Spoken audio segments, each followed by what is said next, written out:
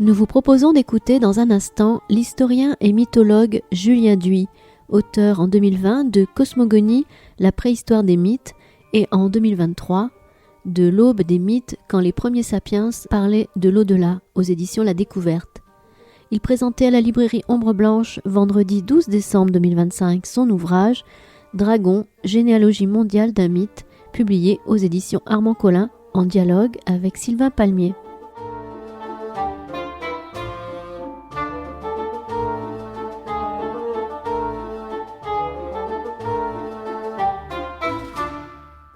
Bonjour à tous, merci d'être venus, merci à Julien Duy qui nous fait l'honneur de sa présence aujourd'hui, qui est docteur en histoire, qui est affilié au laboratoire d'anthropologie sociale qui travaille avec le CNRS et le HESS, et qui est déjà l'auteur de deux ouvrages, Cosmogonie, la préhistoire des mythes et L'aube des mythes, qui ont été publiés à La Découverte, et qui vient nous présenter aujourd'hui Dragon, généalogie mondiale d'un mythe, qui est publié par Armand Collin. Et donc on va essayer de rentrer directement dans le vif du sujet. Déjà la première question, un peu pour le point de départ. Des dragons, il y en a des variétés multiples, pour pas dire infinies. Comment on définit du coup un peu l'essence d'un dragon, les caractéristiques qui font d'une créature qu'elle est un dragon ou pas? Alors d'abord, bonsoir à tous. Merci d'être venus. J'espère être suffisamment clair. Et si jamais il y a la moindre chose, et si vous acceptez, de poser les questions directement si je suis pas clair sur un point ou sur un autre, parce qu'il n'y a rien de pire que de rater, vous savez, une marche. Et puis après, on se dit et puis après voilà. Donc ça arrive et ça me pose absolument aucun problème. Vous avez le droit aussi de me remettre en question ou de remettre en question ce que je dis en direct, parce que c'est comme ça que marche la science également et la recherche. Il faut jamais croire ce que vous dit la personne en face. Règle numéro 1. Mais on critique en critiquant de manière raisonnée. Donc, premier point, je suis désolé pour la petite parenthèse, mais ça correspond en fait un peu à mon éthique scientifique. Alors, qu'est-ce que c'est qu'un dragon? Alors, le problème d'un dragon, c'est que on le croise régulièrement, même dans la littérature occidentale, mais ailleurs bien sûr. Et je ne sais pas si vous avez remarqué, mais dans les livres, les dragons sont rarement décrits. C'est-à-dire que quand on regarde, on parle du combat dans un conte contre le dragon. Bon, bah voilà, on a le combat contre le dragon. Alors, on connaît le nombre de têtes, hein, ça va être la bête à 7 têtes par exemple. Alors les détails supplémentaires, il n'y en a pas beaucoup. Et quand on change, quand on va dans d'autres cultures, c'est la même chose. Alors bien sûr, il y a des descriptions, mais dans les récits, on décrit rarement le dragon. Comme si l'idée de dragon était tellement évidente qu'elle venait à s'imposer à nous sans aucun questionnement. Le problème, c'est que pour écrire un livre sur quelque chose, il faut peut-être commencer par le définir. Et là, les choses commencent à devenir compliquées. Quels sont les points communs entre le dragon européen, vous savez, avec les pattes, les crocs, les ailes, etc. Et puis le dragon chinois. Les deux, on utilise le terme dragon. Quel est le point commun? Et puis ces dragons, finalement, ils ont quand même un certain nombre de points communs avec le serpent arc-en-ciel. Est-ce qu'on peut parler de dragon pour le serpent arc-en-ciel? Est-ce que c'est la même chose? Après tout, par exemple, le dragon chinois et le dragon et le serpent arc-en-ciel sont liés à la pluie, à l'orage, au vent. Il peut y avoir des récits d'affrontements. C'est lié à l'arc-en-ciel. Il y a plein de points communs. Mais il y en a un qu'on appelle serpent arc-en-ciel et l'autre, on va l'appeler dragon. Donc il faut déjà se questionner sur les termes. Alors il y a un chercheur russe qui s'appelait Vladimir Prop, qui a donc un très très grand chercheur russe, un grand folkloriste, et qui a écrit la morphologie des contes de fées, qui doit être, j'imagine, qui doit être chez vous. Oui, petite publicité, on s'approche de Noël. Et il a décrit le dragon comme une chimère, c'est-à-dire une créature qui serait à la fois, qui serait plusieurs animaux. Et dans cette chimère, pour Prop, il disait qu'il devait y avoir une part d'ophidien, de serpent. Donc le dragon, ce serait en fait un serpent chimérique. Alors généralement, quand on regarde, ça tient plutôt la route. En fait, ça tient complètement la route. Si on regarde par exemple le dragon chinois, alors on rajoute plein d'éléments. Franchement, le dragon chinois, il a du cheval, il a du prédateur, il a des ongulés, enfin il a plein de choses. Mais si on retire les éléments les uns après les autres, ce qui reste, c'est cette idée de mélange et la part de serpent. Pareil, pour le serpent arc-en-ciel, ça fonctionne. Pareil, si jamais on va chercher chez les Khoisan, c'est un peuple d'Afrique australe qui est réputé être un des plus anciens au monde. Alors, on s'est rendu compte avec la génétique des populations qui sont au moins sur place depuis plus de 10 000 ans. On sait qu'au niveau de la génétique aussi des populations, ils font partie des premiers rameaux à avoir divergé de l'arbre de l'humanité. Ça ne veut pas dire forcément qu'ils sont les plus anciens mythes, mais en tout cas, ils adhèrent à l'idée de serpents et de serpents chimériques. Et là, personne ne me fait remarquer qu'il y a des chimères qui ont une part d'ophidiens qui ne sont pas des serpents. Donc je fais le contre-argument, mais Monsieur Du, je ne suis pas d'accord du tout. Hein, il existe des chimères et des chimères où il y a une part de serpent, et pourtant ce n'est pas des dragons. Et vous auriez raison de me dire ça. En fait, il y a deux choses. Il y a d'abord la structure, c'est-à-dire qu'on a ce serpent chimérique. Puis la deuxième chose, c'est qu'il y a des récits qui rattachent, des récits complexes, qui vont rattacher cette figure à travers le temps et l'espace. Par exemple, si on prend l'exemple du qu'est-ce qui rapproche un serpent Khoisan, une chimère, et un serpent des aborigènes d'Australie. Ben, quand on regarde sur tout l'hémisphère sud, donc vous imaginez l'Afrique, vous remontez l'Asie du Sud, l'Asie du Sud-Est, l'Australie, et ben, ce serpent chimérique est lié à la pluie, est lié au vent, est lié à l'arc-en-ciel. C'est-à-dire que quand on voit en fait un grand arc-en-ciel, nous on parle d'arc-en-ciel, donc on ne pense pas du tout à un serpent. Certains y voient un pont. Dans l'hémisphère sud, on y voit un serpent, un grand serpent qui généralement sort d'une termitière. Donc pour parler de dragon, il faut deux choses. Il faut d'une part cette créature chimérique, ce serpent chimérique, et puis d'autre part, il faut que cette figure soit reliée de proche en proche par des histoires qui sont en commun. Et c'est d'ailleurs là-dessus que se construit mon travail. Et donc, ensuite, une fois qu'on a défini ce qu'est un dragon, qui est donc, pour résumer peut-être grossièrement, est une chimère avec des traits de serpent, comment vous avez fait du coup pour... parce que le champ a l'air immense et le travail a l'air titanesque pour retrouver et trier tous ces mythes. Comment est-ce que vous avez... Je sais que c'est le fruit de longues années de travail et ça fait des années que vous listez, cataloguez tous les mythes où une créature ophidienne apparaît. Ou est-ce que vous avez des bases de données, des choses, des travaux de prédécesseurs pour retrouver tous ces mythes? Tout. Ceux qui sont curieux, regardez à la fin du livre. Je crois que je suis à 900 références. Et encore, j'en ai supprimé bien 25%. Par exemple, vous savez, tous les livres modernes, je les ai cités dedans, mais j'ai pas mis l'auteur, enfin là, j'ai pas mis la date à la fin, dans la bibliographie finale, tout simplement parce que beaucoup a été écrit sur le dragon, énormément. Et puis, il fallait chercher partout, il fallait traquer en plus en plein de langues, en japonais, en chinois, en russe, en espagnol, en portugais. Voilà, c'est une synthèse. A priori, je ne cherche pas à vendre le livre. Mais pour le coup, il y a vraiment une synthèse d'énormément de sources différentes. Alors, c'est un vieux dossier, en fait. Quand j'ai commencé à développer la méthode, l'approche philo-mythologique dont on va reparler après, ça a été un des premiers dossiers que j'ai abordé en 2013. J'avais créé ma propre base de données. J'avais mis un certain temps à le construire. Alors, j'ai l'avantage de lire vite, voire très vite, et d'aimer apprendre et de bien retenir, d'avoir une bibliothèque mentale assez importante. Mais voilà, j'ai créé un premier corpus, appliqué les outils, c'était des résultats convaincants. Après, les années qui ont suivi, quand on a un résultat, il faut le tester. C'est le principe de la science. Le problème, c'est que si on n'utilise que nos corpus, le risque, c'est d'avoir des biais. C'est-à-dire des choses, même sans le vouloir, avec toute l'honnêteté du monde, il y a des biais. On va avoir tendance à rapprocher des choses parce que l'esprit humain est comme ça. Donc, qu'est-ce que j'ai fait? J'ai utilisé d'autres corpus. Donc, j'ai utilisé les statistiques, on va en reparler après, sur des corpus empruntés à Yuri Bereskin, qui est un chercheur russe qui a fait une immense base de données qui est en ligne, en russe. J'ai travaillé sur la base de données de Joseph Fontenrose, qui est un grand historien, qui est pareil, travaillé sur les dragons, le combat contre le dragon.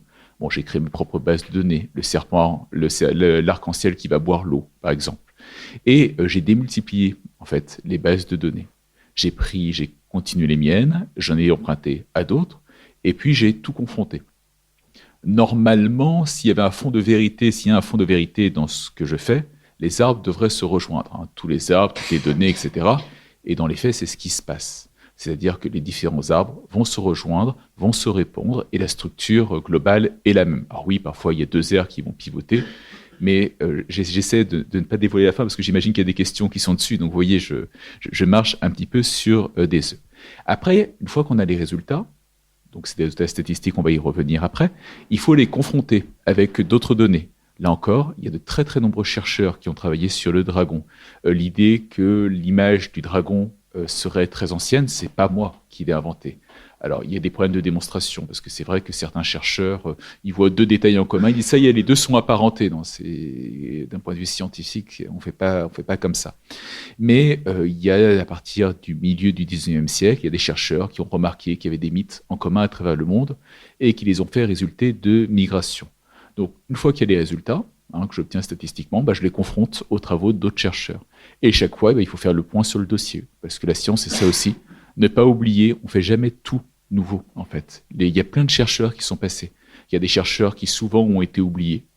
Alors après, il y a 2 méthodes. Il y a ceux qui vont pas citer les chercheurs oubliés, parce qu'il faut les trouver. Parce que parfois, on les retrouve, on les trouve pas sur Internet. Il va falloir chercher dans une bibliothèque. On les retrouve parce qu'il y a une référence qu'on a croisée au détour d'un livre, et c'est le cas, c'est authentique. On passe 3 mois, j'ai passé 3 mois à aller chercher cette référence à travers de très nombreuses bibliothèques. Effectivement, c'est un chercheur qui avait eu une des idées, le premier, sauf qu'il était complètement oublié. Donc il faut faire la synthèse de tout ce qui a été fait, le dossier, ce qu'apporte l'approche statistique, confronter avec ce que les autres ont obtenu, voir ce qui se ressemble, ce qui se différencie, comparer avec l'art, parce qu'il y a des images qu'on retrouve un peu partout. Par exemple, le serpent qui combat l'oiseau, on va le retrouver aussi bien en Eurasie du Nord qu'en Amérique du Nord. Donc, comparer, ou le serpent à 2 têtes, pareil, c'est pas universel, mais on retrouve. Comparer ce qu'apporte l'archéologie, la génétique des populations, etc. Et c'est seulement la convergence de l'ensemble qui permet d'avoir des résultats, sinon robustes, du moins statistiquement probables. Et donc, pour du coup en venir aux statistiques, l'idée du livre, c'est quand même du coup après de faire une espèce d'arbre généalogique du mythe et des origines du mythe du dragon, dont découle une bonne partie des mythes de dragon, voire tous. Et vous utilisez pour cela des outils qui se rapprochent de la biologie, entre autres, et de la génétique. Comment vous êtes servi de ces outils? Quels sont les apports de ces outils pour votre démarche? Alors, je pense que tout le monde a souvenir, vous savez, dans les salles de classe d'SVT, quand vous étiez au collège, il y avait des posters, et sur le poster, il y avait l'arbre du vivant. Il y avait l'humain, à côté de l'humain, il y avait le singe, un peu plus loin, il y avait l'oiseau, un peu plus loin, il y avait la sardine, etc. Et on regardait, on voyait, on suivait l'évolution, l'histoire du vivant. On voyait les ancêtres communs. Notre ancêtre commun avec le singe est quand même beaucoup plus récent qu'avec la sardine. Et notre ancêtre commun avec la sardine est beaucoup plus récent qu'avec, je sais pas, la fourmi, par exemple. Voilà, ce genre de choses. Donc, comment est-ce que font les chercheurs? Ils comparent la quantité d'informations disponibles entre 2 espèces. Ils disent que si on a un ancêtre commun récent, on a plus d'informations en commun que si on a un ancêtre commun plus éloigné. Alors, quel type d'informations? Alors, ça dépend. Certains vont utiliser les gènes, d'autres les protéines, d'autres le phénotype, c'est les caractéristiques. Il a les yeux bleus, il a les yeux verts, mesurer la taille moyenne, le dimorphisme sexuel, etc. Voilà, c'est ce que font les biologistes. Pour ça, ils ont développé des outils statistiques qui permettent non pas d'avoir des certitudes, mais de dire, au vu des données actuelles qu'on dispose sur telle espèce et telle espèce, on peut dire qu'elles sont plus ou moins proches. Bon, en mythologie, c'est un peu la même chose. Les mythes ne sont pas des êtres vivants. Ne me faites pas dire ce que je n'ai pas dit. On ne verra jamais un mythe galoper, respirer ou essayer de vous mordre, quoique. Il y a des croyances, en fait, il y a des cultures où le mythe a un pouvoir d'agir un peu comme un être vivant, et s'il n'est pas récité convenablement, il va se venger. Donc c'est pour ça que je dis quoique. Mais en tout cas, je ne le prends pas comme un être vivant.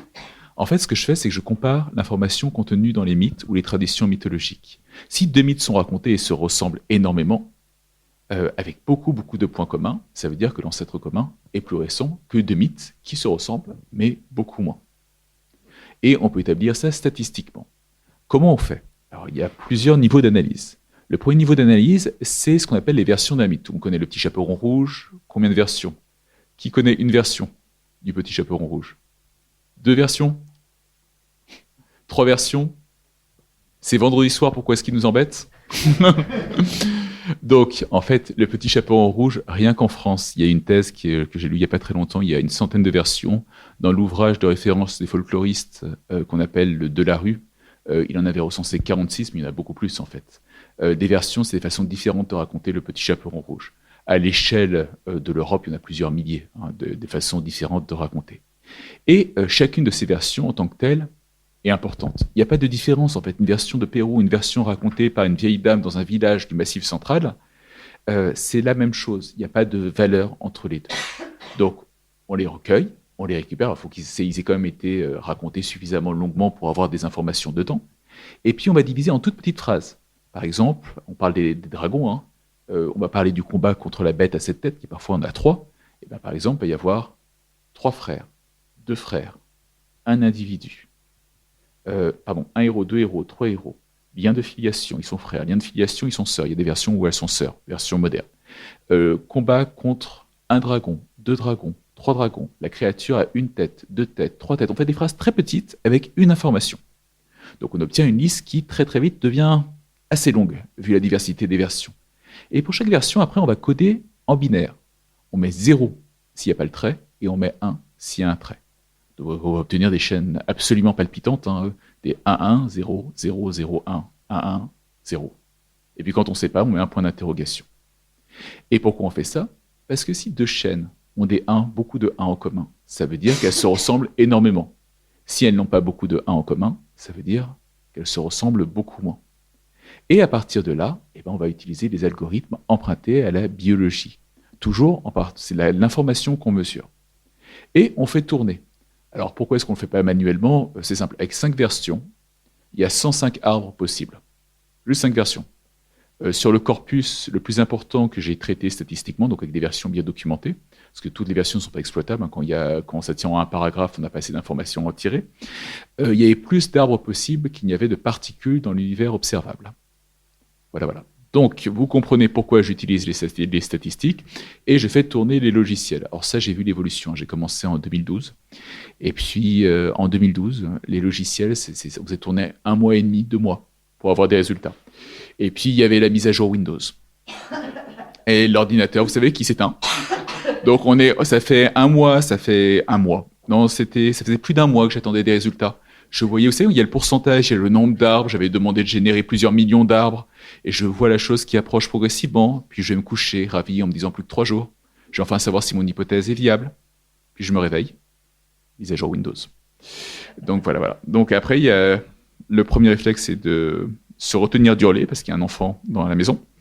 Et puis ensuite, on relance les calculs. Aujourd'hui, il y a des sauvegardes automatiques. C'est quand même beaucoup plus simple et c'est beaucoup plus rapide. Donc toujours est-il qu'on génère des arbres, on construit des arbres à partir des différentes versions d'un mythe. On peut faire la même chose avec des traditions mythologiques. Les traditions mythologiques, c'est des unités linguistiques culturelles.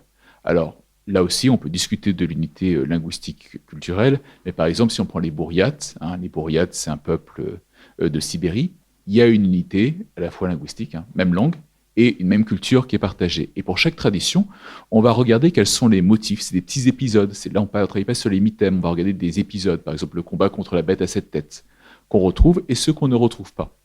C'est une autre approche.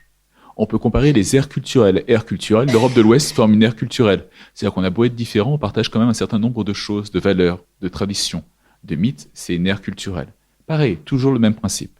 Alors, il ne faut jamais se limiter à un niveau. Si on travaillait que sur les versions, il y a des risques de biais. Si on travaille que sur les traditions, il y a des risques de biais. Que sur les aires culturelles, il y a des risques de biais. Donc par exemple, là, le grand arbre a été réalisé à partir des aires culturelles. Pourquoi? Parce que je remonte jusqu'aux premières sorties d'Afrique. Et pourquoi utiliser les aires culturelles? Parce que avec cette distance, il y a des récits qui ont été oubliés. Et si un peuple a oublié le récit dans la même aire culturelle, il y a des chances que le peuple voisin l'ait retenu. Donc l'importance de l'ère culturelle. Sauf que pour tester ces résultats, il faut travailler au niveau des traditions. Regardez si les traditions donnent le même résultat. Et puis, qu'est-ce qu'on fait? On va étudier certains récits particuliers, que ce soit nous qui créions les bases de données ou pas, et on va regarder dans quelle mesure ça se confronte. Un peu, vous savez, comme, faut imaginer, faut imaginer, comme les Lego, on met les briques, les unes au-dessus des autres, puis on ne va pas se contenter d'une brique. On va essayer de démultiplier les briques parce qu'il y a une question de solidité. Et puis il faut que les briques soient, je ne sais pas si vous avez, oui, tout le monde a déjà joué un jour ou l'autre au Lego. Si vous vous contentez de superposer les briques comme si c'était le même niveau d'analyse, votre mur ne sera pas très solide. Si vous mettez des briques de 4 et vous appuyez, tout va tomber. Qu'est-ce qu'il faut? Il faut chevaucher, il faut que ce ne soit pas les mêmes tailles pour que ça tienne. C'est le principe de la recherche. Alors les résultats obtenus sont des résultats statistiques. C'est-à-dire qu'il y a une question de probabilité. Je ne dis pas, attention, je reconstruis le grand arbre des mythes. Mais ce que j'ai fait, c'est essayer de transformer la chose, enfin, de trouver le résultat le plus solide. Et en fait, en travaillant sur le dragon, en utilisant les différents niveaux de sens, eh ben, on peut montrer que tous les mythes liés au dragon, au serpent chimérique, s'articulent et on voit se dessiner un grand arbre. Et ce grand arbre, on l'enracine automatiquement parce qu'il ne faut pas tricher. Il y a des solutions pour que la base de l'arbre ne dépende pas en fait des choix de l'analyste. Et ben, on va découvrir un arbre qui commence en Afrique, qui va longer le sud de l'Asie, l'Asie du Sud-Est, l'Australie, qui va atteindre les Amériques, alors en passant par le détroit de Bering, et ensuite a un développement secondaire en Eurasie. Et en fait, quand on regarde ça, quand on regarde cet arbre, eh ben on se rend compte que c'est l'histoire du peuplement de l'humanité, d'Homo sapiens, parce que l'humanité, il y en a eu plusieurs. Homo sapiens, quand il va quitter l'Afrique, alors il ne quitte pas l'Afrique comme ça, il ne se dit pas un jour tiens, c'est chouette, on va quitter l'Afrique, ça s'est fait progressivement, ils sont sortis, ils sont revenus, ça a été des vagues progressives, mais les premières sorties d'Afrique ont lieu par le sud. Pourquoi? Donc vous vous rappelez l'arbre qui passe par le sud. Pourquoi? Parce qu'on est en pleine glaciation et il fait vraiment trop froid dans le nord, donc l'humanité se déploie par le sud. Et l'humanité va atteindre l'Australie il y a 65 000 ans, avant de se retrouver isolée, longuement isolée, parce que l'eau va remonter après les glaciations.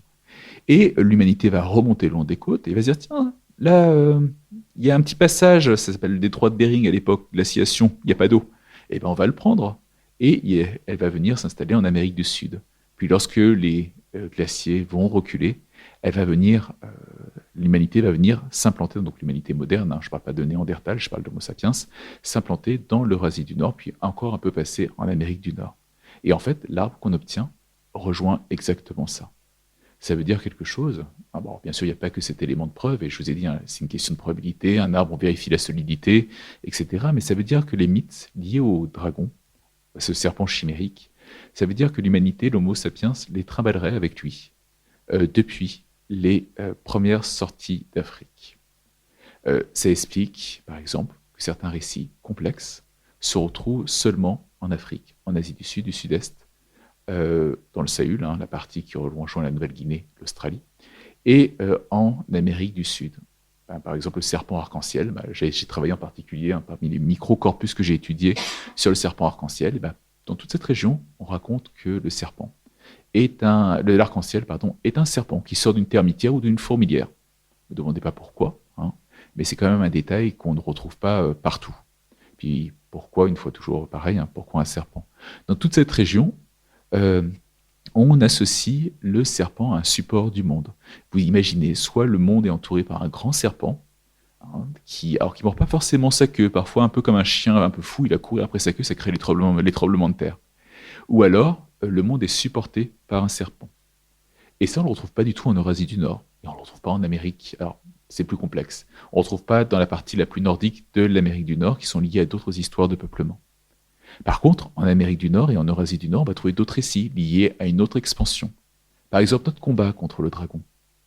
Le combat, les dieux, les divinités, c'est souvent des divinités de l'orage qui vont affronter un serpent chimérique, le dragon, donc du coup. En Eurasie, des chercheurs ont travaillé dessus et ont montré que ce serait un mythe proto-indo-européen, c'est-à-dire antérieur aux Indo-Européens. Et puis quand on va un peu plus à droite, on se rend compte qu'en Asie, il y a des récits, mais qui ne racontent pas le combat entre un dragon et un dieu de l'orage, mais entre un dragon et l'oiseau tonnerre. Et quand on continue, l'oiseau tonnerre, on va le retrouver en Amérique du Nord, l'oiseau tonnerre qui affronte le serpent, et on le retrouve seulement dans ce secteur. Je veux dire, c'était une idée tellement simple que tout le monde aurait pu l'imaginer, on aurait dû le trouver en Afrique, en Australie, etc., juste dans ce secteur.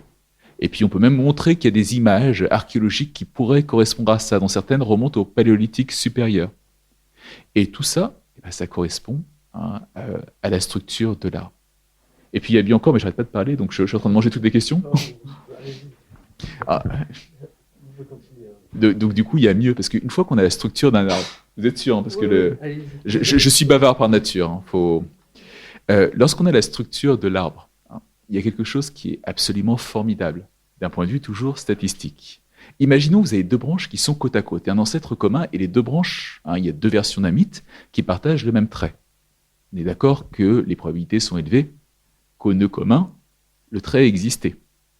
Puis si on descend encore, et qu'il y a encore une branche avec le même nœud, avec le même trait, il y a des chances que le trait existait encore. Vous voyez où je veux en venir, on descend.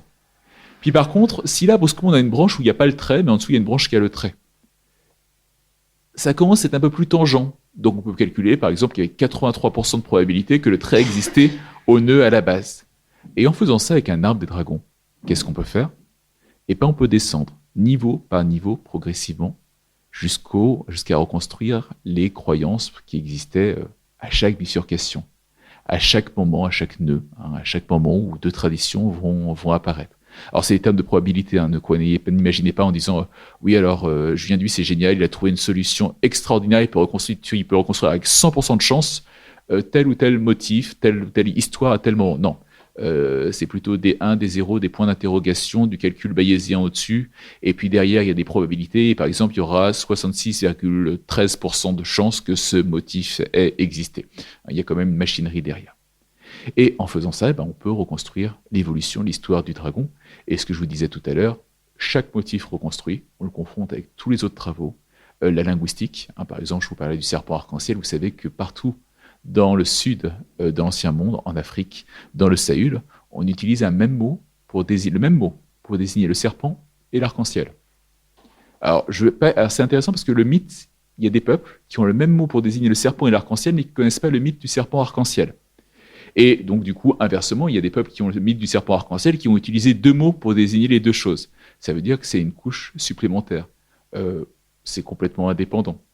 Le serpent arc-en-ciel, on retrouve des serpents avec deux têtes, qui sont courbes, associés à l'arc-en-ciel, et on va retrouver ça, c'est pareil, il y a le chercheur Yuri Beskin qui a publié quelque chose en russe, ça n'aide pas à trouver les sources, et puis il y avait quelqu'un d'autre encore avant qui avait travaillé dessus, et encore un autre chercheur qui lui avait été oublié.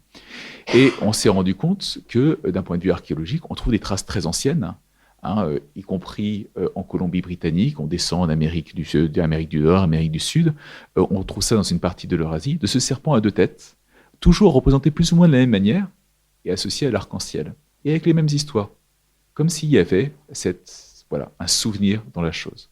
Donc, pour résumer, étape numéro 1, on prend plein de récits, plein de corpus différents, on diversifie les sources. Étape numéro 2, on fait des mathématiques, c'est chouette, des mathématiques, des statistiques. On vérifie la solidité des arbres, on vérifie ce que ça donne. Étape numéro 3, on analyse les mythes, les structures des arbres par rapport à ce que l'on sait. Alors ce qui est intéressant, c'est que là, je parle du dragon, mais j'ai fait 2 livres précédents, et en fait, sur d'autres corpus, j'obtiens le même arbre. Donc ça aussi, ça inspire plutôt confiance, parce qu'il n'y a rien n'obligeait les données à donner exactement les mêmes arbres. Et ensuite, une fois que c'est fait, on reconstruit les récits et on compare avec le maximum de données. Et à partir de là, ce qui apparaît, c'est la généalogie de notre dragon. Et ça explique par exemple pourquoi on a des points communs avec les dragons asiatiques. Nos dragons ont des points communs avec les dragons asiatiques. C'est pas qu'on a emprunté les dragons asiatiques, nos dragons à l'Asie de l'Est et du Sud-Est. C'est pas que l'Asie de l'Est et du Sud-Est nous ont emprunté notre dragon. C'est qu'il y a un substrat commun. Et que sur ce substrat commun, on a chacun construit quelque chose. Mais ça veut dire que les dragons à la fois nous opposent, mais nous rassemblent. Ça veut dire qu'à travers l'imaginaire, on a à la fois notre indépendance de pensée, notre capacité à avoir notre propre imaginaire lié à tel ou tel endroit, mais dans le même temps, on s'enracine dans une même histoire. L'histoire des histoires, finalement, c'est une histoire commune, et on est parfois plus proche par nos récits que par nos gènes. Et là, j'ai beaucoup parlé, pardon. Je ne sais pas combien de temps j'ai tenu, mais... Et du coup, le point que je voulais aborder ensuite, c'est est-ce qu'on a une idée de comment se fait que certains critères restent? Vous l'avez abordé, il y a des choses qui ont l'air d'être quasi universelles. Moi, l'exemple que j'avais pris, c'était le serpent Ouroboros, qui a l'air d'être cette figure du serpent qui se mord la queue, qu'on retrouve quand même à de multiples endroits, voire presque partout. Oui, alors essentiellement dans l'hémisphère sud. Il y a quelques rares exceptions dans l'hémisphère nord qui peuvent s'expliquer, mais là aussi, de ce qui est universel, on ne peut pas dire grand-chose en fait. C'est vrai. C'est un mauvais terme de ma part, c'est vrai. Mais très répandu, oui. Et voilà, et comment expliquer que certains traits de caractère se retrouvent plus fréquemment, certains disparaissent, voire est-ce que c'est en lien aussi par exemple avec la faune locale, puisque des fois il y a des variations où le serpent change. J'ai pris 2 exemples dans la mythologie nordique, il y a une histoire où le serpent dragon est plus ou moins remplacé par un corbeau, j'avais noté ça, Et il y en a une dans la zone sahélienne où le dragon devient une courge dévoreuse. Une courge dévorante. Voilà. Alors, il y a plusieurs choses. D'abord, clairement, il n'y a pas des serpents partout. Hein. Quand on monte dans le nord, il fait trop froid. Et les serpents sont remplacés par des vers. Alors, c'est intéressant parce qu'il y a les mêmes histoires hein, dans l'Eurasie du Nord, donc une sorte d'ensemble culturel. Sauf que là où il y a des serpents, c'est un serpent. Et là où c'est pas un serpent, où il n'y a plus de serpents, bah, c'est des vers. Par exemple, chez les Tlingit, hein, en Colombie-Britannique, on raconte l'histoire d'un ver, un tout petit ver, hein, qui va être nourri, qui va être biberonné, qui va devenir tellement grand, qui va finir par s'échapper. Hein. Donc c'est une gentille fille, c'est son animal de compagnie. Vous avez des chats, des chiens, elle, c'est un ver. Bon, voilà. Et cet animal va aller sous le sol et va vider les réserves du village Tlingit. Donc au bout d'un moment, les Tlingit n'en peuvent plus. Ils tentent d'éloigner la jeune fille de son animal de compagnie. Elle sent qu'il y a anguille sous roche. Ils supplient. Elle reste là. Finalement, ils arrivent à la faire sortir. Ils tuent le ver. Et le ver va devenir une forme de totem ancestral. Bah, ce récit, on le retrouve ailleurs. On va le retrouver en Asie, un peu plus dans le sud. On va le retrouver en Amérique, chez les Algonquiens, par exemple. Donc, c'est un peuple qui est près des Grands Lacs. Hein. Vous voyez des Grands Lacs en Amérique du Nord. Et là, c'est plus des vers, mais c'est des serpents. C'est-à-dire que pour passer le détroit de Bering, on a un mythe où c'est un serpent. Ça franchit le détroit de Bering où il fait froid, ça devient un ver. Puis ça redescend et ça se redéploie en serpent. Donc ça veut dire qu'il y a une adaptation.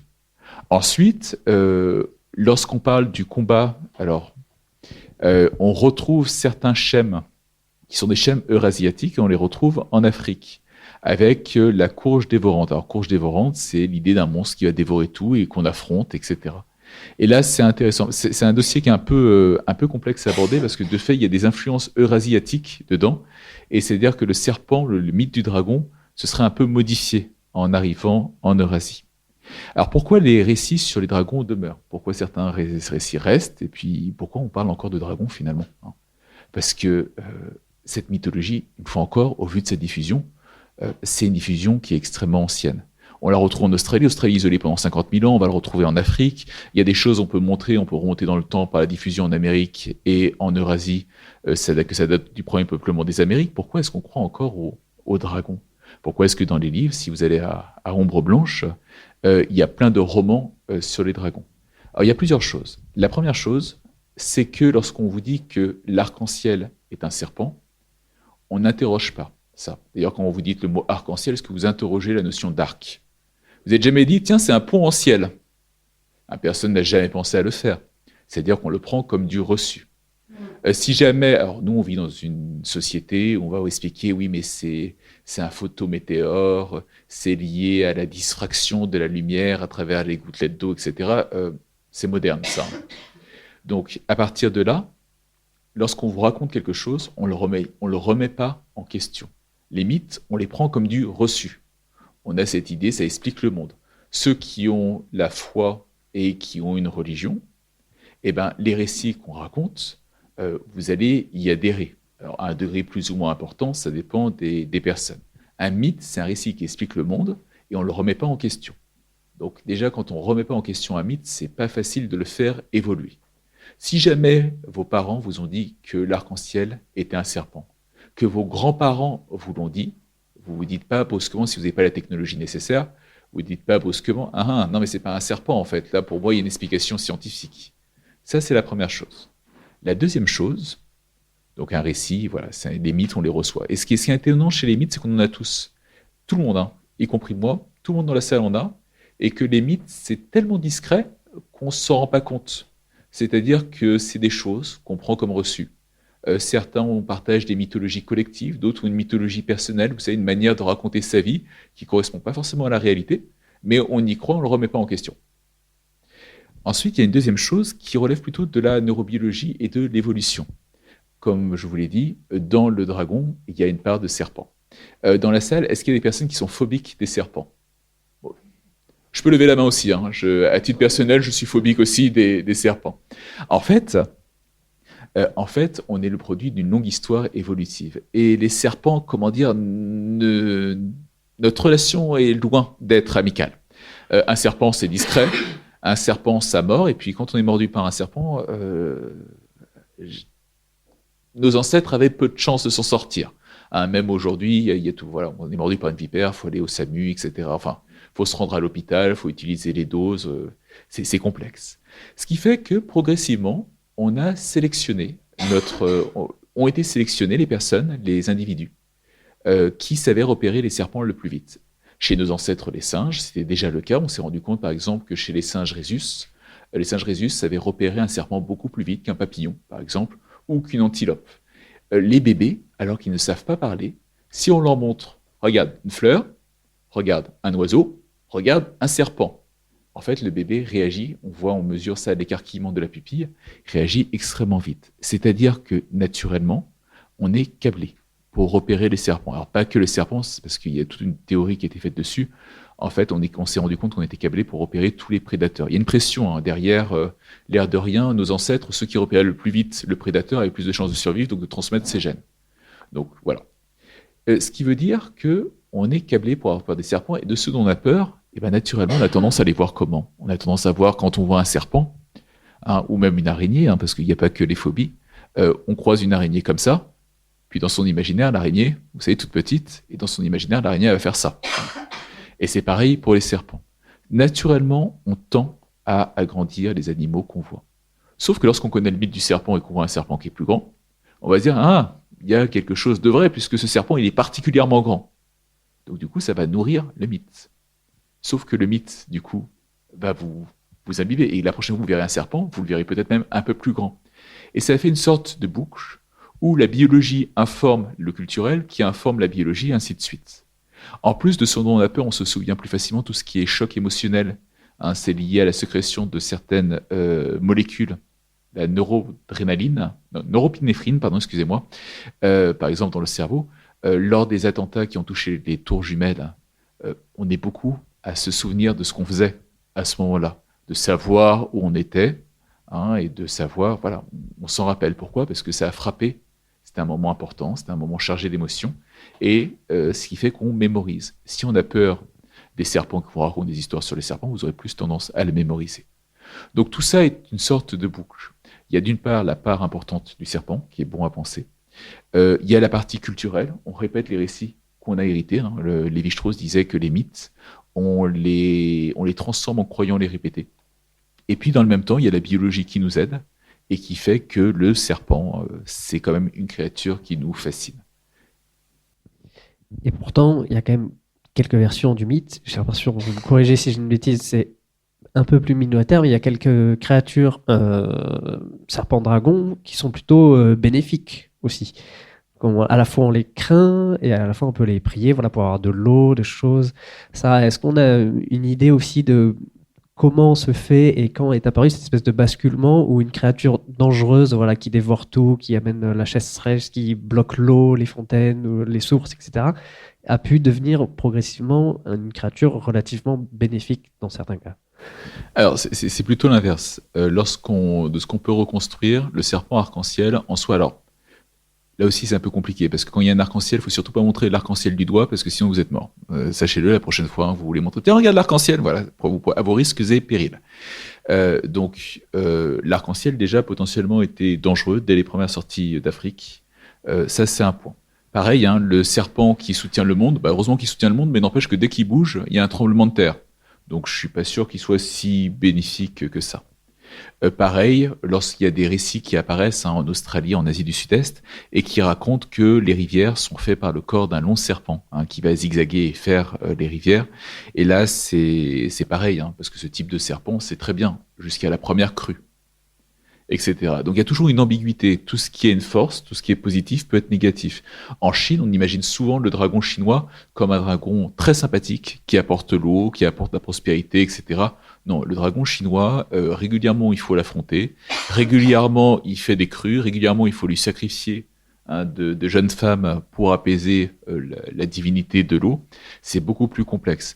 Il ne faut pas oublier quelque chose, c'est qu'on est prisonnier d'une partie de notre imaginaire, qui est un imaginaire occidental, et qui a sélectionné certains traits liés au dragon. Et que, qui plus est, la Chine a mis en avant, la culture chinoise a mis en avant certains traits liés également au dragon. Tout ça pour vous dire que c'est déjà très complexe.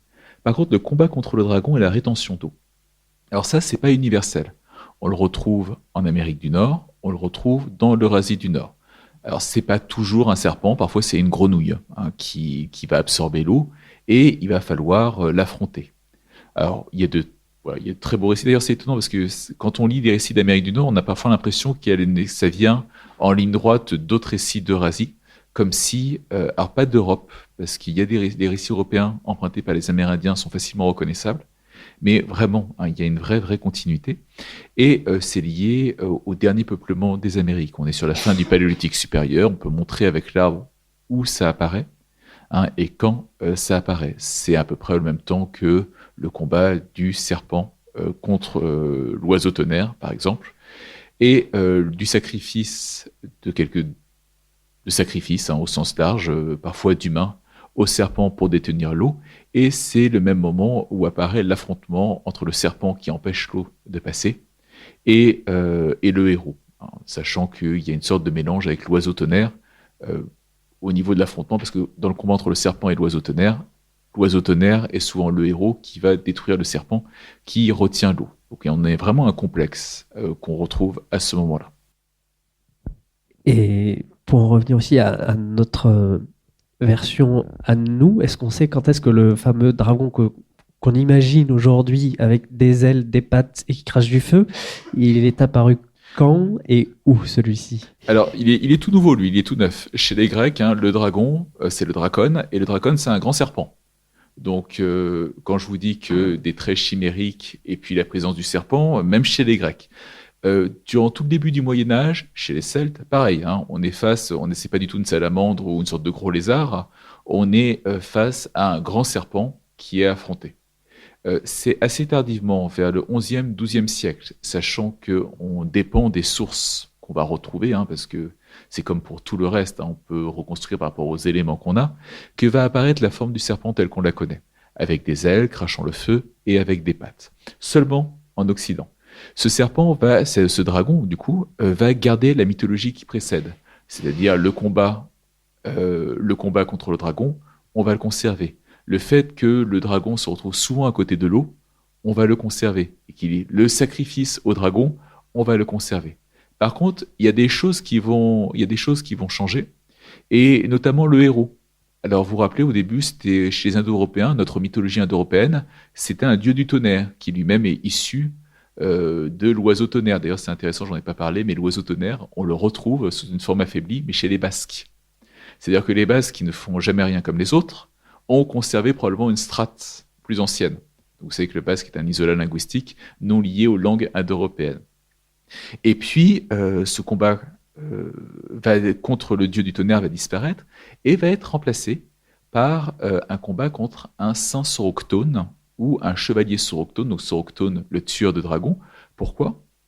Parce que il faut quand même que l'Église arrive à trouver sa place et que pour s'instaurer, pour s'installer, il faut qu'elle rentre dans ces récits qui sont répétés. Essayez d'empêcher une histoire. C'est extrêmement compliqué, voire impossible. Une histoire, ça ne se contrôle pas. Une histoire, je vous la murmure, on se la murmure à l'oreille.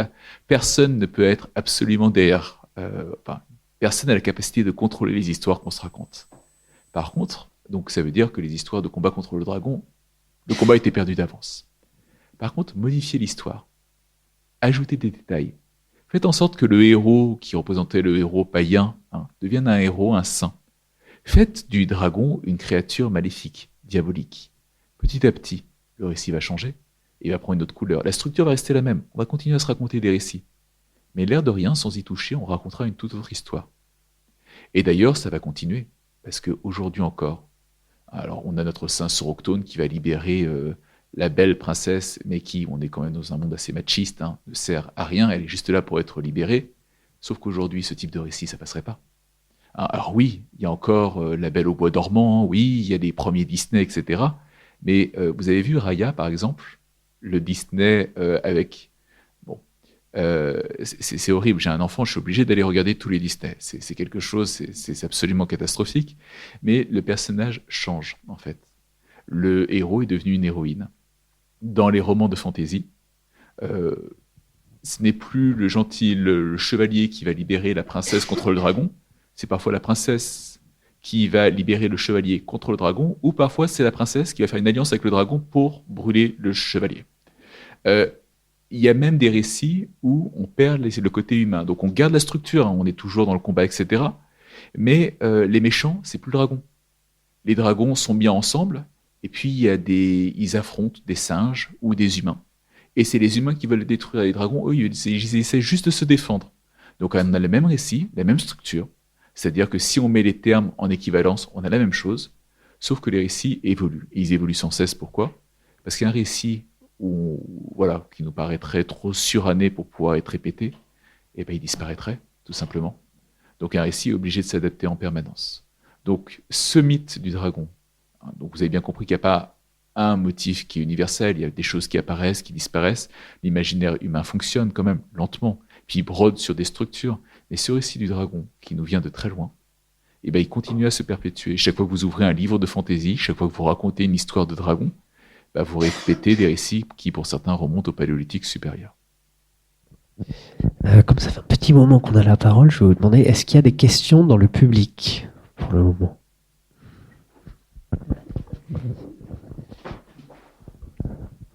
Bonsoir, merci beaucoup déjà. Et alors j'avais 2 questions.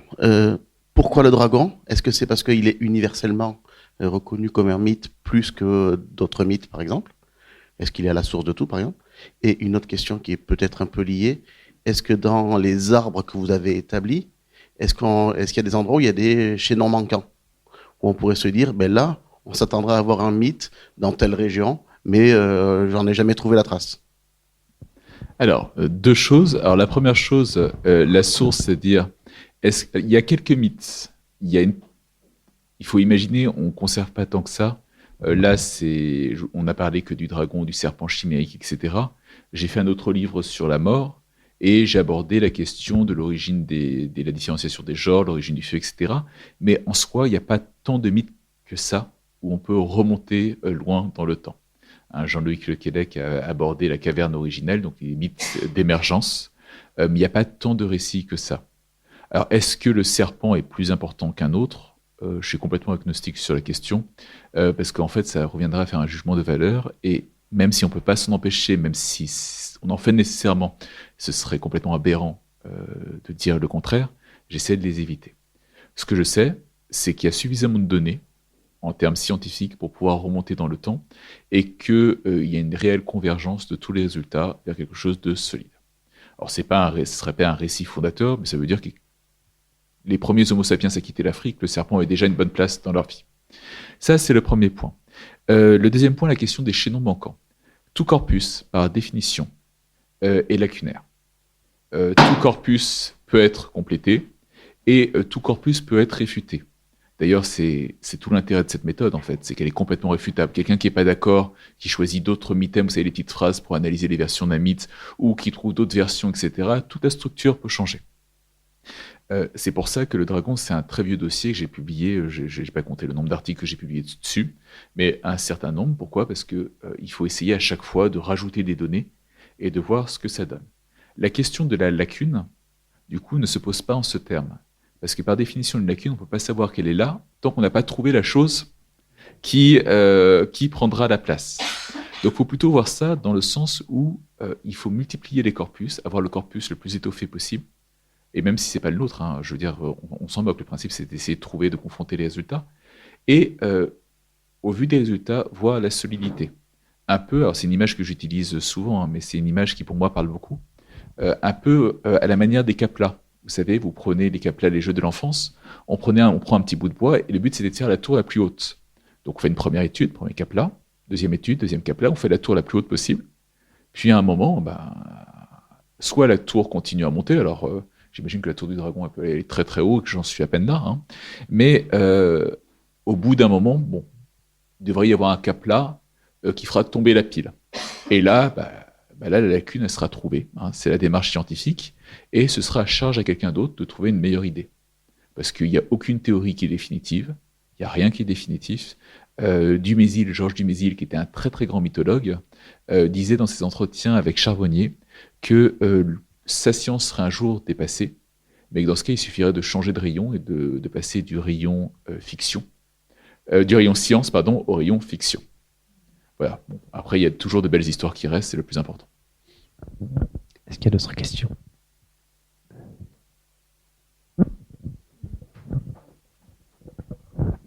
Oui, bonsoir. J'ai beaucoup de mal à me représenter concrètement comment vous faites. Excusez-moi, je vais peut-être vous obliger à vous répéter, mais à faire à mettre en parallèle l'évolution du mythe et l'évolution du peuplement par Homo sapiens. Alors, en fait, c'est lié à il y a plusieurs choses. On peut revenir dessus. La première chose, il y a une homologie de structure, c'est-à-dire qu'il y a l'arbre qu'on obtient, hein, l'arbre des mythes où on voit la diffusion, on peut suivre, hein, avec le doigt littéralement, un peu comme une généalogie, hein, ça suit, où on peut suivre, hein, les peuples. Et si on met le doigt en même temps sur la carte, un doigt sur la carte et un doigt sur l'arbre, eh ben, on suit les premières routes d'Homo sapiens. Donc, c'est-à-dire que c'est la même structure, c'est le même chemin. Ça, c'est le premier point. Ensuite, comme on n'a pas les mythes comme des gènes, hein, je veux dire, on ne transporte pas. Nos mythes, on a du mal à s'en débarrasser, mais on peut quand même s'en débarrasser. Si vous êtes en rébellion complète avec vos parents et que vous décidez que toute la mythologie que vous avez récupérée est absolument fausse, vous pouvez vous en débarrasser. Les gènes, c'est plus compliqué. Donc, à ce niveau-là, il y a quand même des études qui ont été réalisées, notamment par deux chercheurs, Korotayev et Kalturina, qui ont travaillé sur la base de données Yuri Bereskin, donc qui est la plus importante et la plus colossale actuellement disponible, et qui ont d'abord regardé comment toute la mythologie mondiale se divisait. Et ils se sont rendus compte, alors sur cette étude, il n'y avait pas l'Afrique, parce que l'Afrique a été rajoutée après coup, il n'y avait pas assez de données à l'époque. Ils se sont rendus compte qu'il y avait trois grandes mythologies. Il y avait une mythologie qui touchait l'Asie du Sud-Est, l'Australie et l'Amérique du Sud. Une autre mythologie, un autre ensemble, donc plein de motifs, et ça se joue sur plusieurs milliers de motifs, hein, c'est pas juste 3 motifs qu'on étudie, qu'on retrouvait en Eurasie plus septentrionale, plus dans le nord, et en Amérique du Nord, et un dernier ensemble qui relevait de ce qu'ils appelaient la Béringie, c'est-à-dire qu'on était très au nord en Eurasie, et c'était le peuplement esquimau. Donc ça correspond, voilà, à ce que je disais tout à l'heure. Mais ils ne se sont pas arrêtés là. Ils ont comparé ces ensembles avec la diffusion des gènes. Et ils se sont rendus compte qu'il y avait une corrélation, attention, pas causation, c'est pas un lien direct, mais qu'il y a une corrélation entre la répartition de ces grands ensembles, donc on ne prend pas les motifs un par un, mais vraiment par bloc, et certains haplogroupes. Donc, haplogroupe, il y a l'haplogroupe Y et l'haplogroupe mitochondrial, certains qui sont transmis par les femmes, d'autres transmis par les hommes. Et ils se sont rendus compte qu'il y avait une très forte corrélation entre la diffusion des gènes et la diffusion des mythes. Et forcément, comme ils voulaient essayer, ils ont regardé avec les langues, hein, ils se sont dit, si ça marche pour les mythes, ça va peut-être marcher pour les langues. Non, ça ne marche pas pour les langues. Ça marche seulement pour les mythes. C'est-à-dire qu'on transmet, mais il y a quelque chose d'assez logique finalement, hein, dedans. On transmet les récits.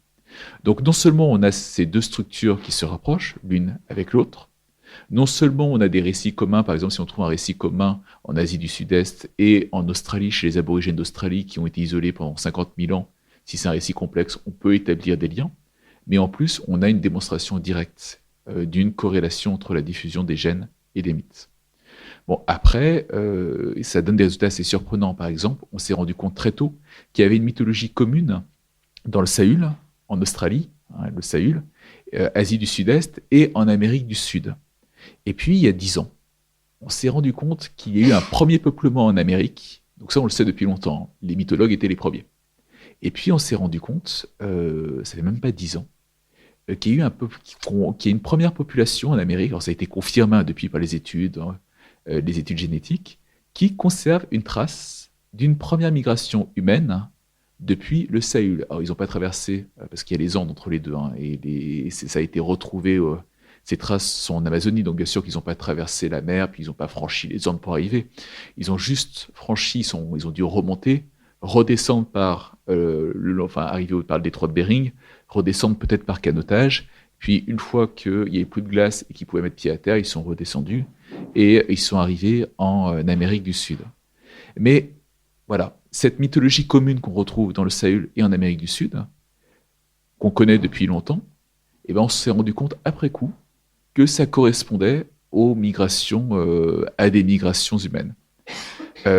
Et là encore, il y a des choses qui sont très intéressantes. Par exemple, parmi les mythologues, les premiers mythologues à avoir repéré, à avoir fait le lien, alors c'est un Français, un Cocorico, quelqu'un qui s'appelait Gouillet de Charencet au XIXe siècle. Et déjà au XIXe siècle, en comparant les récits, il s'était dit, non mais ça a dû être diffusé par des migrations. Et ça, il a réussi, alors quand on lit ces textes, hein, c'est vraiment à grands traits, mais il avait déjà des intuitions qui ont été confirmées bien plus tard par l'archéologie et par la génétique des populations.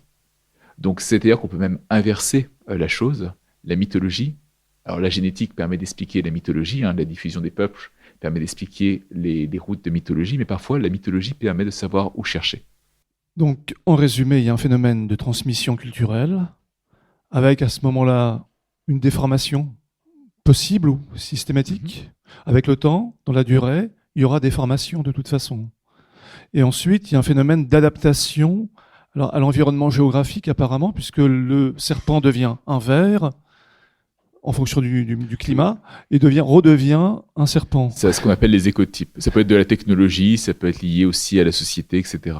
Voilà. Est-ce qu'il y a aussi une adaptation en fonction des circonstances historiques? Est-ce qu'on peut imaginer qu'on invoque le dragon pour vaincre l'ennemi, par exemple, et on se prend une raclée, une défaite, finalement on abandonne le dragon ou on le transforme pour subsister en quelque sorte et pour se renforcer? Alors déjà oui, les récits se changent. Pensez au saint Soroctone, hein, c'est fait quand même en quelques siècles. Bien sûr que les récits changent selon la nécessité. Un récit qui n'est pas utile, on l'abandonne. Par contre, un mythe, c'est pas comme une divinité. Une divinité qui est pas utile, on va lâcher l'affaire. Hein, bon, elle n'est pas utile. Parfois, on va briser la statue. Parfois, on va juste changer et adopter une autre divinité. Un mythe, c'est une histoire, c'est un récit. Et derrière un récit, on peut mettre de très très nombreuses interprétations. Le combat contre le dragon, j'en parlais tout à l'heure, selon les siècles où on se place, on peut l'interpréter complètement différemment. Donc, ce qui se passe dans ce type de cas, alors je n'ai jamais entendu parler de cas de figure comme ça avec un dragon protecteur tutélaire qui abandonnerait les troupes en route, mais il suffirait de changer le sens des choses. Et changer et dire, par exemple, que le dragon a abandonné les troupes tout simplement parce que les troupes n'ont pas été assez ferventes pour soutenir le dragon. Les mythes ont la vie très, très, très dure. On le voit sur la période historique et puis on peut remonter dans le temps. Alors là, j'en ai pas parlé parce que on peut pas parler de tout et puis parce que le livre, comme je vous disais, il y a 900 références, hein, plus de 900 références et que j'ai dû me retenir. Mais on peut observer, on a quand même une stratigraphie historique hein, avant de tomber dans les limbes de l'oralité. Par exemple, en Chine, on peut partir du dragon actuel et puis redescendre dans le temps et remonter très très loin dans le temps. Et on voit que le sens change. Ou alors, il y a un livre où je parle d'un vers de Victor Hugo, où il est dit que le vent souffle comme une vipère. Hein, ce qui est une belle image, hein, ce qui est une très très belle image. Et il le dit alors qu'il est réfugié sur l'île de Guernesey. Et puis, on peut suivre. Et en fait, on se rend compte qu'il y a la croyance hein, liée au vent. On voit des tourbillons comme des dragons. Puis on peut suivre la chose, on se retrouve avec le serpent tempestaire. Donc c'est pas exactement le même sens, ça change. Chaque fois, le sens va changer. Et comme ça, on peut remonter jusqu'aux Mésopotamiens, hein, jusqu'aux Sumériens, étape par étape bien sûr, hein, tranquillement, en prenant son temps. Et on peut voir l'évolution des récits. Il y a une différence en fait entre la structure. Moi, je ne peux travailler que sur la structure. Si j'ai pas le contexte, c'est charge à d'autres. Heureusement qu'il y a des chercheurs passionnés. Heureusement qu'il y a des grands historiens qui mettent du sens dans tout ça. La structure, c'est quelque chose. Le sens, c'est encore autre chose. C'est complémentaire en fait. Les choses changent, les choses évoluent. Et c'est comme ça que ça perdure. J'espère que j'ai répondu à la question parce que je me suis rendu compte que je suis passé d'un point A à un point C, puis après un point E, je suis revenu au point A. Donc,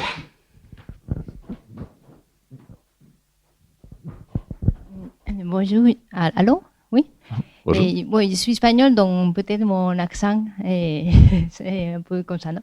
Mais je voulais vous demander, c'est bon? Oui, Oui, je vous entends très bien.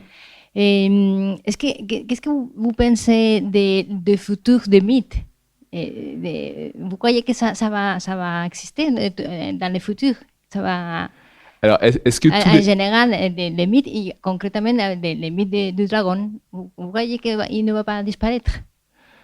Alors, ce serait quand même un manque de bol assez important qu'un récit qui a duré aussi longtemps disparaisse. Alors, la question plutôt qui se pose, à mon avis, avec l'arrivée de ce qu'on appelle faussement l'intelligence artificielle, qui va piocher et qui génère un contenu de plus en plus visible sur Internet, parce qu'au début, les gens dissimulaient la chose, maintenant, ils dissimulent même plus, ça se reconnaît à des kilomètres. Le risque, c'est une forme de lissage qui est déjà en œuvre, parce que quand on parlait du petit chaperon rouge, par exemple, il y eut un temps où on connaissait chacun une version différente du petit chaperon rouge sur l'endroit d'où on venait. Et là, maintenant, il y a déjà un premier lissage qui a eu lieu à travers la vulgarisation. Voilà. Il y a quelques versions qui ont surnagé. Et l'intelligence artificielle risque effectivement de faire disparaître une grande part de la variabilité. Après, j'ai une foi immense dans l'être humain, et surtout, l'être humain, par définition, quand on lui dit de penser quelque chose, à un moment ou à un autre, pense le contraire. Et a envie de se distinguer. C'est-à-dire qu'il y a un effet lorsqu'on regarde ce côté un peu lissage des récits qu'on voit actuellement. Et je suis sur les réseaux sociaux, puis je vois aussi des gens qui sont persuadés, parce qu'ils ont proposé 3 consignes à une intelligence, à ChatGPT, qui sont persuadés d'avoir inventé un nouveau récit. C'est toujours la même chose. Et au bout d'un moment, il y a l'effet nouveauté. Puis après, au bout d'un moment, on se lasse. Et puis l'oral et l'envie de raconter par soi-même reprend le dessus. Et ce qui fait que les récits du dragon ne mourront pas. Ça va rester. Parce que peut-être que je me trompe. J'espère ne pas me tromper, parce que ce qui se joue, ça va bien au-delà d'un récit. Ça va au cœur de notre humanité. Est-ce qu'il y a une autre question ?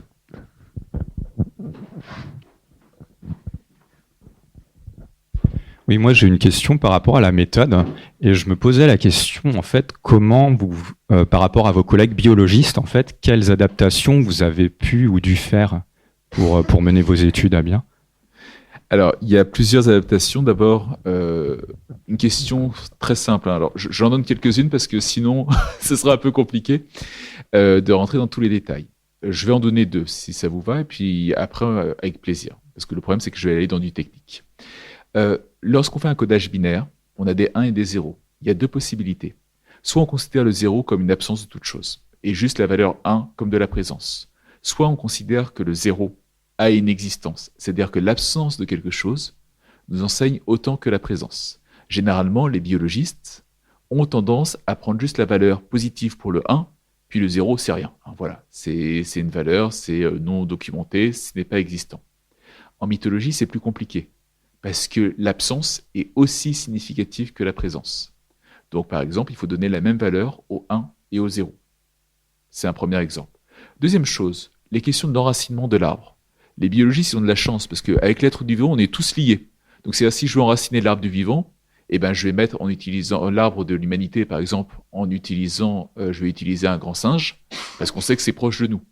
Dans les mythes, c'est plus compliqué. Qu'est-ce qu'on peut mettre dans les premières versions ? Donc là, il faut passer... on pourrait mettre la version la plus ancienne, mais en fait, la version la plus ancienne n'est pas toujours la plus ancienne. Il y a plein de récits qui se transmettent à travers le temps. Donc, on est obligé de passer par l'enracinement médian. Ça, c'est dans l'autre sens. L'enracinement médian, c'est-à-dire qu'on part du principe que la mythologie se développe à peu près au même rythme, et puis on regarde le point qui est au milieu des 2 extrêmes. Donc là, c'est pas tant une adaptation que plutôt qu'une invitation à la prudence. Les biologistes ont une longueur d'avance. Il y a plein de choses qu'on ne sait pas faire encore en mythologie comparée. Je dis pas que c'est impossible. Je dis juste qu'il y a encore du travail. Il y a beaucoup de travail. Quand j'ai commencé, c'était en 2012. J'étais tout seul. Après, il y a d'autres personnes qui sont venues, qui se sont rajoutées. Mais 2012, c'est rien. D'un point de vue scientifique, c'est strictement rien. Et les gens s'y mettent progressivement. Mais il faut bien imaginer que ceux qui aiment la mythologie n'aiment pas toujours les statistiques, ce qui freine un petit peu le mouvement.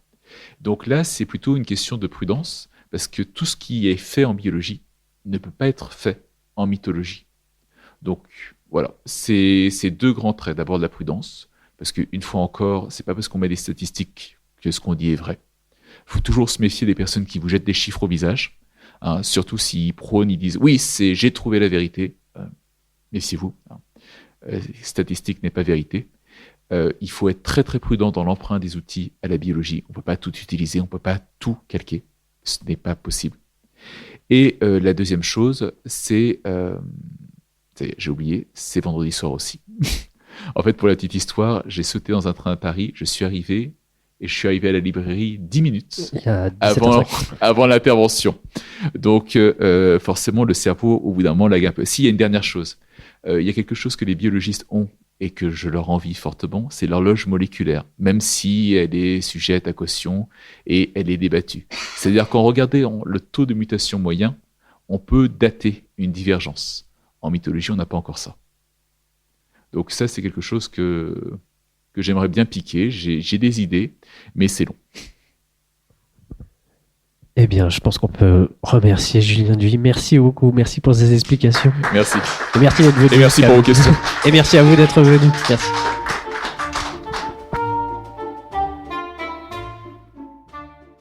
L'ouvrage de Julien Duy, Dragon, généalogie mondiale d'un mythe, est publié aux éditions Armand Collin. Vous avez pu écouter une rencontre enregistrée à la librairie Ombre Blanche, vendredi 12 décembre 2025, réalisée et mise en onde par Radio Radio, en collaboration avec Radio Radio Plus et Radio Terre.